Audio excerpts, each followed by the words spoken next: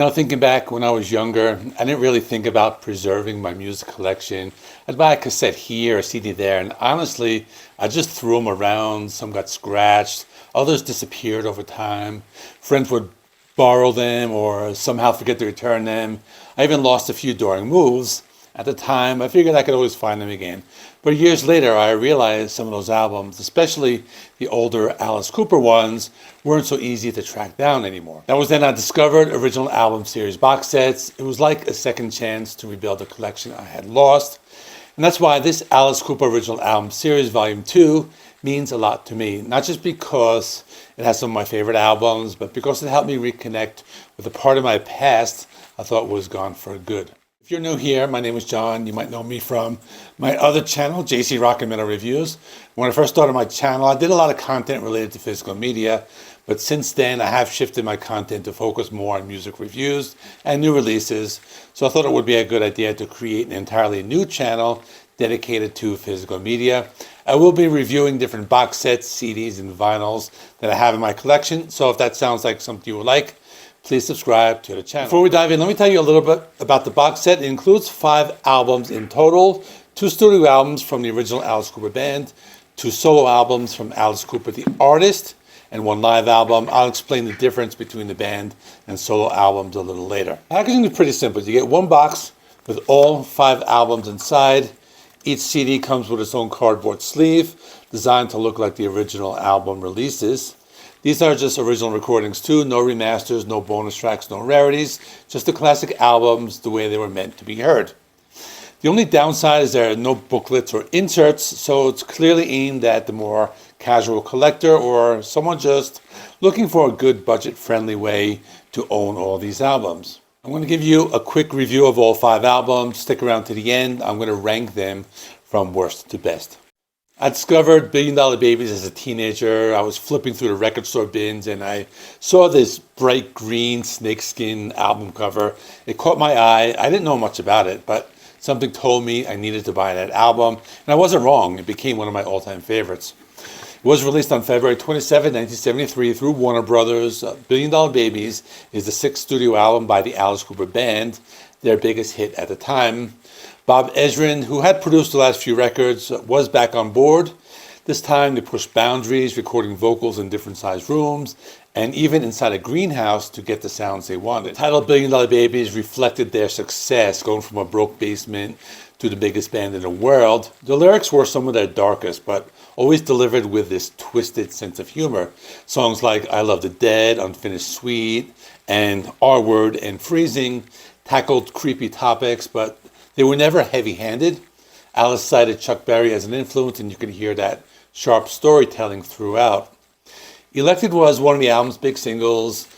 It actually started way back with a debut Pretty's For You as Reflected, along with Hello Hooray, Billion Dollar Babies, and No More Mr. Nice Guy. These tracks became live staples. Looking back, Billion Dollar Babies captured the Alice Cooper Band at their absolute peak. Sadly, it was also the beginning of the end, the second to last album recorded by the original lineup. But for me, I will always remember it as the album I fell in love with, and it directed me to being a metalhead and listening to rock music, all from this chance encounter with this weird green album cover that I saw in a record store and I happened to pick up. Stick around till later. I'm going to be telling a similar story with one of the other albums. Next up is Muscle of Love. I discovered this one later in life. I didn't pick it up when I was younger. I think it's a decent record. It doesn't quite reach the heights of their early work, and you'll see where I rank it later. The sound is straightforward rock and roll. There's fewer theatrical elements.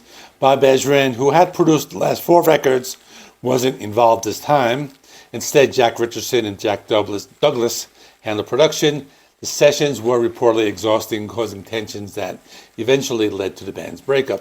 The album features some standout tracks like the upbeat and quirky title track Muscle of Love, Big Apple Dreamin' about New York City, the slow psychedelic ballad Hard Hearted Alice. Other highlights include Crazy Little Child and Teenage Lament 74. There's even Man with a Golden Gun, originally intended for a James Bond film, featuring background vocals from Ronnie Spector and Liza Minnelli. Overall, Muscle of Love has a diverse sound, blending hard rock, glam, even hints of early disco. Some consider it a hidden gem, while others never really connected with it. But for me, it's a solid album, a little uneven, but a good closing chapter to the band. When I was 18 years old, I was living in a small college dorm room. I didn't have a lot of money, but I loved hunting for old records at local shops. One day, I saw an album with a wild album cover grabbed my attention. It was Welcome to My Nightmare by Alice Cooper. At that time, I didn't know it was a solo album. I just thought it was another Alice Cooper band album. I didn't know any of the songs either, so I just bought it just based on the cover. So it was kind of like I took a risk with it. But I played it that night. I was hooked right away. The way the songs told a story about a kid trapped in his nightmares, and it was really easy to follow. It was spooky, fun, filled with different types of music. And that's when I learned sometimes the best albums are the ones that you just do these blind buys and just take a chance on. When I first listened to Welcome to My Nightmare, I found it easy to follow. Songs were set up like a story about a kid named Steven trying to get out of his nightmares back into real life. When I was 18 years old, sitting in my college dorm room, I thought this album was eerie, fun, kind of creepy in a good way. I liked how Alice Cooper mixed horror and theater together. I thought it was cool that Bob Ezrin came back to help produce the album, and that the band had musicians from Lou Reed's group, like Dick Wagner and Steve Hunter. The music jumped between hard rock and jazzy songs, and that kept it interesting.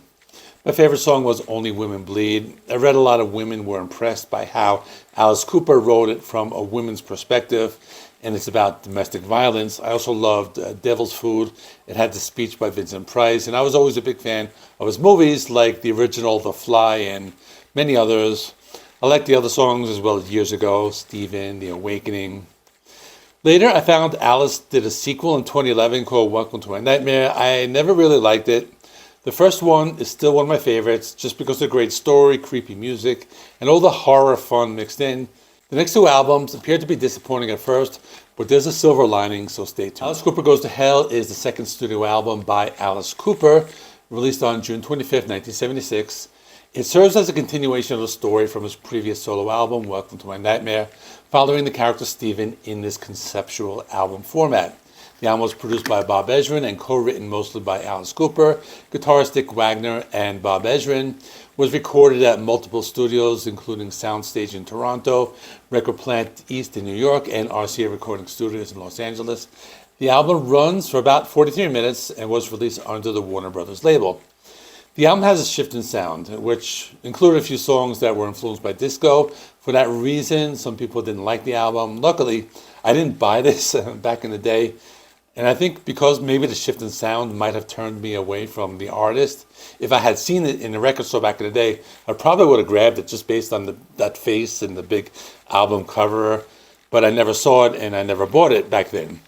Now I'm older, I appreciate different kinds of music and I could enjoy it for what it is. But if I had bought it back then, I might not have gotten into rock and metal, so maybe I wouldn't have liked it. This album tells a story. It tells the story Alice goes to hell. It's a disco nightclub, and he has to dance for eternity. But the story was a metaphor for his struggles with alcoholism. He would struggle for years, but eventually he got sober in the mid-'80s. So in other words, we can say the album or the story has a happy ending. Musically, the album blends hard rock with theatrical and disco elements. It turned away a few fans. Not only that, the 1976 tour to support it was canceled due to Alice Cooper suffering from anemia. But despite this, the songwriting was strong enough to keep the album from being tossed in the trash. No pun intended. Go to Hell is still a staple in Cooper's live performances. I Never Cry is a rock ballad about his drinking problem. You Gotta Dance is a disco-influenced song that playfully critiques the disco trend at the time. Other songs like Guilty and Wish You Were Here also received live play during various tours. So in the end, the album maintained some popularity. The last album included in the box set was The Alice Cooper Show. This is a live album. When I first bought the box set, I was kind of disappointed that it included this one and not the next studio album, which was Lace and Whiskey from 1977. I was never a big fan of live albums. I've always had a preference for studio albums. Despite this, I have listened to this a few times over the years. It includes live renditions of many great songs like Under My Wheels, I'm 18, Only Women Bleed, $1 Billion Babies, and School's Out, alongside tracks from the more recent albums or his solo albums like I Never Cry and You and Me. I like the fact that these songs are songs I've heard many times in studio form, but listening to them live made me like them even more because they were fresh and new. So in the end, I learned to appreciate live albums more after listening to this one a few times. Okay, now to end the video, I'm going to be ranking the albums in this box set. Number 5, I'm going with Muscle of Love. It's just an album I never got into that much because I preferred the more theatrical style. I appreciate it today for what it is. My number 4 is going to be Alice Cooper Goes to Hell. Another one I didn't like much at first, but it has grown on me. Number 3 is going to be a surprise. I put the Alice Cooper Show. I know I said I was never a big fan of live albums, but I like the fact that the songs sounded very fresh.